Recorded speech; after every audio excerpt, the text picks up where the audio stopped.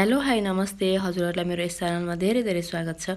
आज मैले यस भिडियोमा चाहिँ एउटा नयाँ सामानको अनबक्सिङ भिडियो लिएर आएकी हुँ। यो चाहिँ 4-in-1 बिटर सेट हो। यसमा चाहिँ 4वटा सेट रहेको छ। यो बिटर सेटमा चाहिँ मलाई चाहिँ वास्तवमा क्रिम फिट्नको लागि बिटर सेट चाहिराखेको थियो। त्यसमा पनि 4-in-1 सेटमा पाएको भएर चाहिँ मैले यो लिइहालेँ। आज म यसको अनबक्सिङ गर्दैछु है त। अब म यो बक्स खोल्दैछु। अब यसमा के छ हेरौँ है त।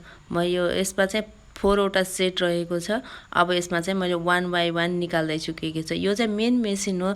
सबै चिजलाई चाहिँ ब्लेन्ड गर्न उस गर्नको लागि चाहिने चाहिँ यो मेन यसको चाहिँ हेड चाहिँ यही हो।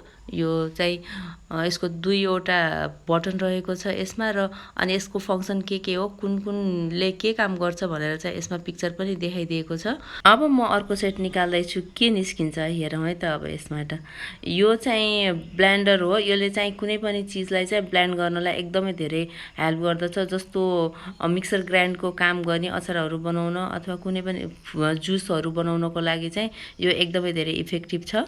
अब म थर्ड सेट निकाल्दैछु। अब के निस्किन्छ, कागज पनि निस्क्यो त। यो चाहिँ हेर्न सक्नुहुनेछ, यो चाहिँ जार हो। यो चाहिँ उस्करले फिट्नको लागि अथवा कुनै पनि चिजलाई ब्लेन्ड गर्नको लागि यसमा चाहिँ उस्करहरू पनि हालिदिएको छ। मेन भनेको उस्करलाई यसलाई उइस गर्नको लागि चाहिँ यो जार दिएको छ। यो जार चाहिँ एकदम राम्रो छ। प्लास्टिकको जार हो तर हेभी प्लास्टिकमा भएको भएर चाहिँ यो एकदम राम्रो छ। यो सँगसँगै उस्कर पनि दिएको छ। यो उस्करको हेड हो त फिक्स गर्नको लागि। अनि यो अर्को मैले हातमा समातेको चाहिँ उस्कर हो। यो चाहिँ कुनै पनि चिज फिट्नको लागि। मैले चाहिँ यो मेन क्रिमहरू फिट्नको लागि भनेर लिएको हुँ। जस्तो केकहरू बनाउँदाखेरि चाहिँ हामीले स्पुनहरूले अथवा नर्मल बिटरले बिट गर्दाखेरि चाहिँ क्रिमहरू राम्ररी बिट नहुने भएको भएर चाहिँ यो बिटर मैले लिन खोजेको हो। यसले चाहिँ राम्ररी क्रिमहरू फिटोस्, केक बनाउन सजिलो होस् भनेर हो मैले यो लिएको। अब यसको फङ्सन हेरेपछि थाहा हुन्छ यो कतिको छ। यो चाहिँ मेड इन चाइनिज हो है। यो चाइनिज प्रोडक्ट हो तर पनि मलाई यसको क्वालिटी चाहिँ ठिकै लाग्यो, त्यस्तो नराम्रो चाहिँ छैन। यसको प्लास्टिकको क्वालिटीहरू चाहिँ एकदम राम्रो छ। मैले चाहिँ यो बक्समा चाहिँ के गाइडलाइन दिएको छ त्यो हेर्दै थिएँ, कसरी फिक्स गरेको छ के छ भनेर। अब मैले यो लिएको चाहिँ चपर हो। त्यो चाहिँ मिस्टर हबीले लिनुभयो। म अहिले ओपनिङ गरेर देखाउँछु त्यो चाहिँ। अब मैले चाहिँ यो कसरी फिक्स गर्ने भनेर हजुरहरूलाई देखाउँदैछु। यो मेन हेड हो। यसबाट चाहिँ यो दुईटा अरू चिजहरूलाई चाहिँ फिक्स गर्न एकदम इजिली फिक्स गर्न सकिन्छ। यो चाहिँ हाम्रो जुसर हो। कुनै पनि चिजलाई चाहिँ जुस गराउनको लागि अथवा मसिनो गरेर लिक्विड गराउनको लागि यो जुसर एकदमै हेल्पफुल छ। यसलाई चाहिँ मैले गरे जस्तै गरेर चाहिँ फिक्स गर्नु पर्दछ। र यसको साइडमा चाहिँ दिएको छ, मेन हेडमा चाहिँ राम्रो के गर्ने कसरी गर्ने भनेर दिएको छ। यो चाहिँ उस्करलाई पनि मैले सेट गरेर देखाएँ हजुरलाई। नर्मली एकदमै इजी छ यो चलाउनको लागि चाहिँ। एकदम हेभी पनि छैन, हलुको छ हैन, जसले पनि चलाउन सक्छ। यसले चाहिँ बटन छ, जस्तो 1 नम्बर र 2 नम्बरको बटन छ। 1 नम्बरमा चाहिँ स्लोली हुन्छ हैन, त्यसपछि 2 नम्बरले 2 नम्बरमा चाहिँ एकदम अलिक फास्ट हुन्छ, अलिक छिटो हुन्छ।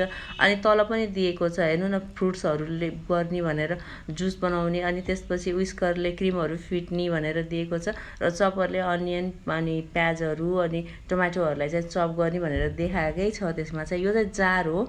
यसमा चाहिँ क्रिमहरू बिट गर्नको लागि अथवा कुनै चिज जुसहरू बनाउनको लागि भनेर हाम्रो यो जार दिएको हो। यो एकदमै मन पर्यो मलाई। त्यसको लागि चाहिँ यो मैले हजुरलाई फिक्स गरेर पनि देखाउँदैछु कसरी गराउन सकिन्छ भनेर।